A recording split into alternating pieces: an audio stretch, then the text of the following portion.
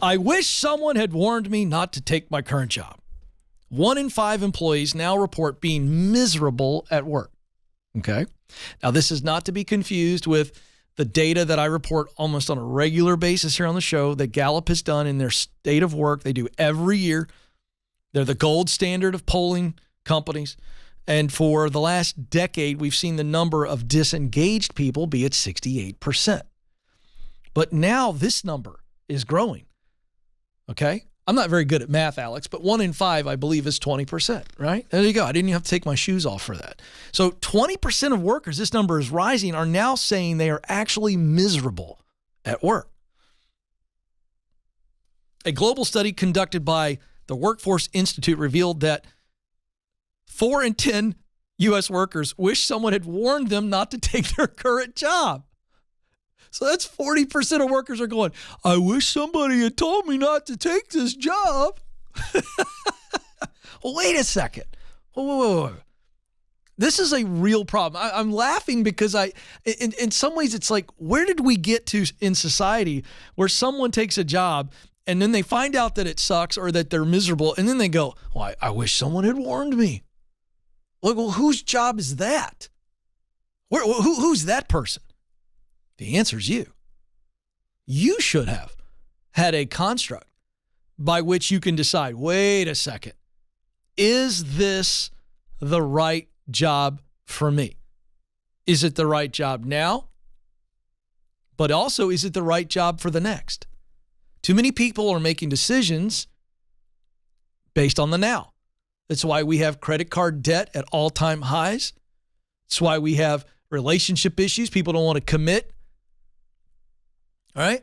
It's all about the now. Nobody's thinking about the next. Every time we make a decision in the now, we must filter it through, how does this position me for the next? So, what are the constructs that I need to be thinking about, Ken, when I decide if I'm going to take another job? And here's what I'm telling you. When you hear there's an opportunity for you, this is a promotion, this is a bigger paycheck, okay, great. You must shut that down immediately. Because let me tell you something. You cannot resist that as a human being if you just make an emotional decision on that. Because your brain tells you you're an idiot if you pass up a promotion and a bigger paycheck. That's what your emotion does. So now we've got to say, all right, let's take emotion out and let's put some logic in. Here we go. I need to be in the right role, in the right place, in the right time. These are 3 specific decision-making, let's call them rubrics that you need to be using. Number 1, right role. Okay? Right role. So is this the right fit for me? In other words, do I have the right talent and experience to be able to do the job well? This is performance, efficiency, excellence. Then I have to say, does this work? Does it reward me emotionally? Do I enjoy it? Is this work that I look forward to? And then I've got to say, does this job, if I do it well, does it produce results that I'm naturally motivated by? All right, that's right role. Now we'll keep moving. Right place. I touched on this in the last segment. I want to go into this a little bit more. What determines the right place? Well, I believe the right place is a company that is intentional. And by the way, no company's perfect, so get over that.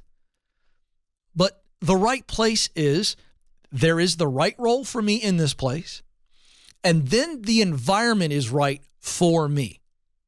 Now, I've got to look at, what do I value? Okay, so I'll just give you context. Ramsey Solutions, largest company I've ever worked for by a long shot. Okay, what am I looking for as it relates to my values in a place? Okay, so what do I value? What do I believe? What do I believe? I mean, you don't have to agree with everything. And this is, by the way, this should not be about politics. This is, as a human being, what are some things I value?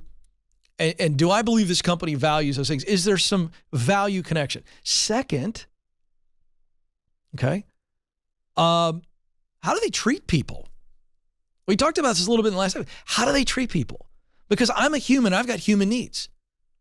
So is there evidence that they, number one, take good care of their people? Is there evidence that they develop and train people? And is there evidence that they promote people?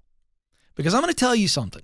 You want to know if a company has got a solid culture is if they train, not just for doing the job, but they train, and this is not your corporate training stuff, but they train, they're motivating, they're mentoring people to move people up in leadership roles from within. Because they care about the behavior, the shared cultures. There's a DNA that they're trying to foster. That's a good sign, a really good sign.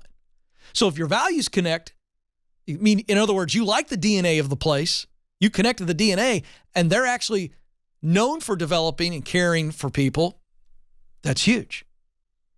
Now we know I'm in the right role. If they've got an opportunity, this is a right role, and they've got this role at this place, and this is a place that I know I want to be in. I'm not going to be walking around all the time worried about external stuff that's company politics or the way a leader said this or did this. That stuff it's not even in my consciousness. It's like, man, this is a great place to just go do what I want to do. And I don't have a bunch of distractions and drama. All right? Now, the third decision-making process is the right time. This is the one that gets overlooked. And I don't spend a lot of time teaching on this in the show, and I've done you a disservice here. Because I'm always talking about the right role, that's in your sweet spot. I'm talking about the right place, that's culture. But you know what? Timing matters. Timing matters. You know, a lot of people are I'm going to tell you something, of this great regret. I think a lot of people moved too soon. They may have become distracted by money and the promotion, and they talk themselves into it. And maybe 2 more years of seasoning, 2 more years of learning and growing and leading, maybe a little bit more time in the oven is better.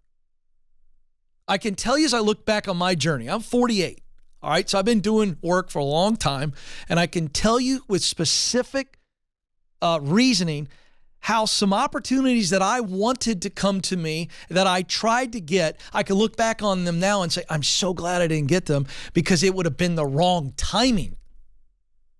I could have pulled it off. It could have been the right role. Could have been the good place. It was all of those. But you know what? I wasn't ready for that. And patience is very hard. So the right role, the right place, and the right time. If we walk through decisions about our professional future with those 3 decision-making, let's call them big boulders that we need to deal with. We need to lift those boulders up and look what's underneath. Let me tell you something. If you've determined that it's the right role and the right place and it's the right time, I can almost guarantee you won't regret the decision. I'm not saying it's a guarantee, but I don't think you'll regret it. And you've got a lot of people, we're talking millions of people now that are dealing with real regret because they went for the emotion, and the emotion of the promotion and the paycheck wear off. It's just who we are.